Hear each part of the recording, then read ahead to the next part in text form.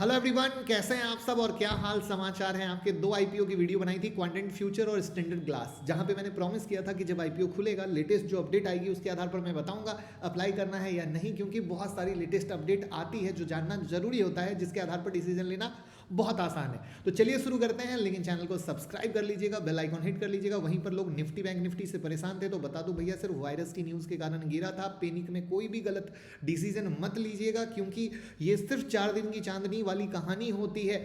तो आप कोई भी पैनिक करेंगे खुद के पैर पे कुल्हाड़ी मारेंगे।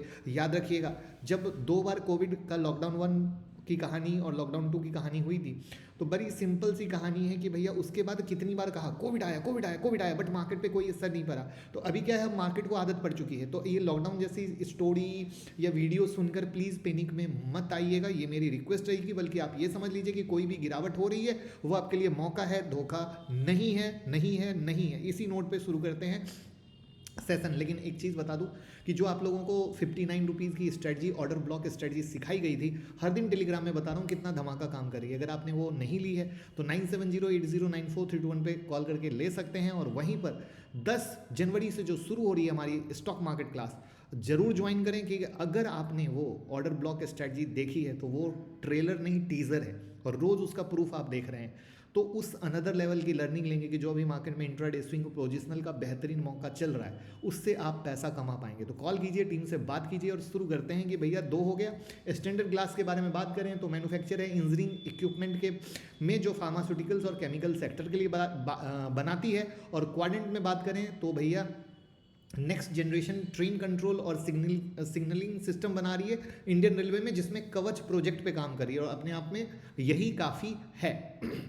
इसके बाद अगर हम बात करें तो दोनों ही छोटे आईपीओ हैं, स्टैंडर्ड ग्लास 410 करोड़ का और क्वाड्रेंट 290 करोड़ का, जिसमें जो क्वाड्रेंट है पूरा फ्रेश इशू है, और स्टैंडर्ड ग्लास में 50-50 की कहानी है। एक 6 को खुल के 8 को बंद हो रहा है और दूसरा 7 को खुल के 9 को, जहां पर प्राइस बैंड 133 से 140 का और 275 से 290 का। इसका अर्थ क्या हुआ? इसका अर्थ बहुत सिंपल है कि भैया लोगों को जो सस्ता वाला और छोटा आईपीओ चाहिए वो आ चुका है, और लोगों की डिमांड भी मार्केट में बन रही है। वहाँ पर अगर फाइनेंशियल में हम बात करते हैं तो स्टैंडर्ड ग्लास का अगर हम देखते हैं तो पेट 60 करोड़ का है, क्वाड्रेंट का 14 करोड़ का है। और वहीं पर रेवेन्यू ग्रोथ लास्ट 3 इयर्स का देखते हैं तो 33% का, और पेट ग्रोथ 33% के करीब का, और क्वाड्रेंट का 13% का, और पेट ग्रोथ 91% का है।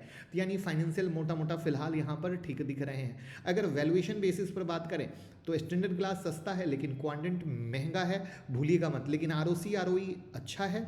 लेकिन क्वाड्रेंट के बारे में बात करें तो डेट टू इक्विटी 1.86 है, यानी भैया कर्ज कैसे चुकाएंगे ये रिस्की काम हो जाता है, क्योंकि 1.86 कभी भी फंडामेंटल बेसिस पर सही क्राइटेरिया नहीं माना जाता है, रिस्की जोन माना जाता है। अब जो सबसे इंपॉर्टेंट आता है, जिसके कारण मैं ये वीडियो बनाता हूँ, वो है एंकर बुक। ये देखना बहुत इंपॉर्टेंट होता है कि एंकर बुक जो टोटल इशू साइज है उसका कितना परसेंटेज हुआ है। इससे कंपनी में जो इंटरेस्ट है बड़े बड़े प्लेयर का वो कैसा है। तो स्टैंडर्ड ग्लास में जो टोटल इशू साइज है उसका 30% है, और क्वाड्रेंट में 45%, जो एक एक्स्ट्रा ऑर्डिनरी पैरामीटर बता रहा है। अब इसमें जो कहानी है वो इंडियन रेलवे से जुड़ी कहानी, कवच वाली सिस्टम है, शायद वो है जिसके कारण मेजर एंकर इन्वेस्टर का इसमें इंटरेस्ट आ रहा है। बाकी नाम मैंने यहाँ पर लिख दिया है। तो क्वाड्रेंट यहाँ पर कहीं ना कहीं एंकर बुक के नाम पर इतने छोटे इशू साइज में बाजी मारता हुआ दिख रहा है। अब पॉजिटिव निगेटिव क्या है? तो स्टैंडर्ड ग्लास का बिजनेस स्ट्रांग है, कॉम्पिटिशन कम है, रिजनेबल वैल्यूएशन के साथ रेगुलर कैपेक्स करके एक्सपेंशन कर रहा है। निगेटिव क्या है? रेवेन्यू ग्रोथ स्टेबल है लेकिन स्ट्रॉन्ग अपवर्ड ट्रेंड में नहीं है। वर्किंग कैपिटल साइकिल और कैश फ्लो क्या है? निगेटिव है, और लोगो भी अभी तक रजिस्टर्ड नहीं हुआ है, जो डिटेल वीडियो में मैंने इसके बारे में सिखाया था।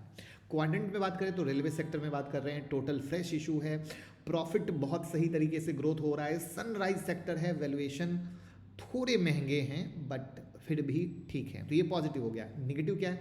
तो जो टॉप मैनेजमेंट है उस पर क्रिमिनल लिटिगेशन है और निगेटिव कैश फ्लो है।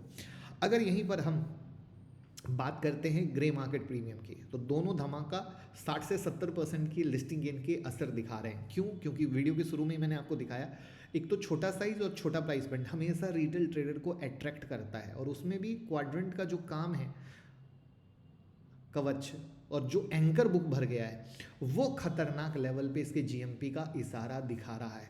तो ड्यू टू दैट रीज़न यहाँ पर लिस्टिंग गेन के आसार बनते हुए दोनों में दिख रहे हैं एज पर द हिस्ट्री भी। इससे ज़्यादा स्पष्ट बोलना क्या है। और याद रखिए, आप लोग कहते हो ना आईपीओ नहीं मिलता, आईपीओ नहीं मिलता है, तो आप सिंगल अकाउंट से अप्लाई करोगे तो आईपीओ नहीं मिलेगा, आपको अपने पूरे फैमिली के अकाउंट से आईपीओ अप्लाई करना पड़ेगा, तो मिलने के चांसेस बढ़ सकते हैं। तो डीमेट अकाउंट का लिंक डिस्क्रिप्शन में, डीमेट अकाउंट ओपन कीजिए जिससे कि आपके आईपीओ के चांसेस बढ़ें, और वीडियो को शेयर कर दीजिए और लर्निंग कैसी लगी वो भी बताइए, जिससे हम और इम्प्रूव कर सकें और बेहतर कर सकें। Thank you.